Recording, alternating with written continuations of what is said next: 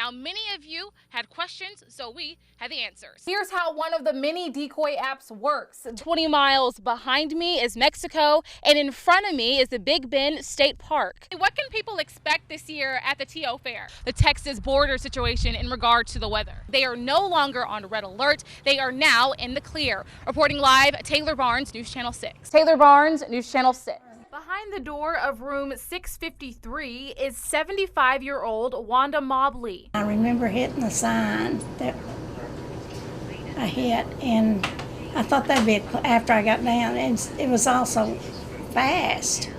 I mean, it seemed like it's just wham like that, you know. Friday, her car flipped over and landed in a ravine 5 miles south of Seymour on Highway 183. And that's where she stayed for the next 48 hours. I just had to wait. Someone was going to find me.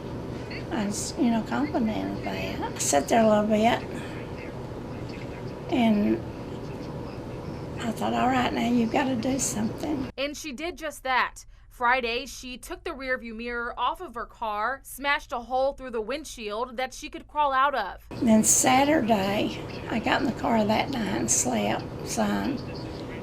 And that night, the next morning, whenever I woke up, during the night, I had remembered I had some Sprite. I think I drank 2 or 3 of them, I don't know. Well, that gave me a little energy. The next morning, I had noticed a little pool of water on the other side of the car that was clean. So I sat down and exposed my stomach. I took my t-shirt off and put it in that water, and I sucked the water out of the t-shirt. And then on Sunday, that's when her grandson-in-law found her from pings from her cell phone. I said, that's the sweetest voice I ever heard in my life, is him hollering, "Mama! Mama!" He's my angel. Today, with a crushed vertebrae, bruises, and a scrape on her arm, the tough Texas granny is recovering as she drinks a Sprite. It's a windy Tuesday in Nocona. We're just going to keep going. We're not going to quit. To the Deal family, it's another week that has gone by without their son, their brother, Caleb. He's the baby of 5, and they're all very close, and he just loved his family, and he loved being active. He was last seen in Nocona Monday, March the 30th, 2 weeks after his 18th birthday. Now, just based on a lot of other circumstances and stuff that's come up, it's hard to believe that he would have just left us. Before his disappearance, his family had plans. It was right before Easter, and her birthday, my sister's birthday, my son's birthday. We had a big family weekend planned. His sister was coming up from school for the first time since Christmas. He doesn't miss family things.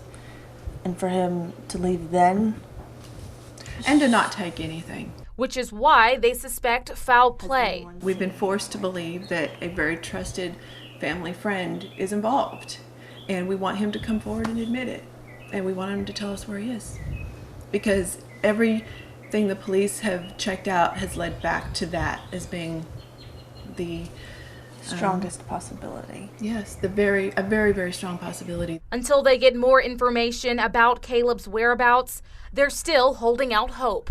If anybody knows anything, to please let us know. Christy Wade is preparing to send her kids back to school. Clothing shopping is done. We went last week and got all of their school supplies. Her oldest will enter the 6th grade this year. It's hard to believe that he's old enough to go into 6th grade. But that wasn't without discussion. She said that his grades speak for themselves. He's an AB honor roll student, and she saw no reason whatsoever to hold him back. For the past 2 years, she decided to opt him out of taking the STAR test. He loved school until 4th grade, and they really started pushing that STAR test, and he got to the point where he didn't want to go anymore, and that broke my heart. No child should feel that way in the 4th grade. As he begins junior high in the next 2 weeks, she plans to continue to opt him out. He's staying home. I plan on fighting it all the way up. And it really proves that the children don't have to take this horrible test. there shouldn't be this much stress put on them. They're still going to pass if they're putting forth the effort and making decent grades. There's no reason to hold them back, and the teachers know that. Her advice to parents looking to do the same: You got to do what's right for your child.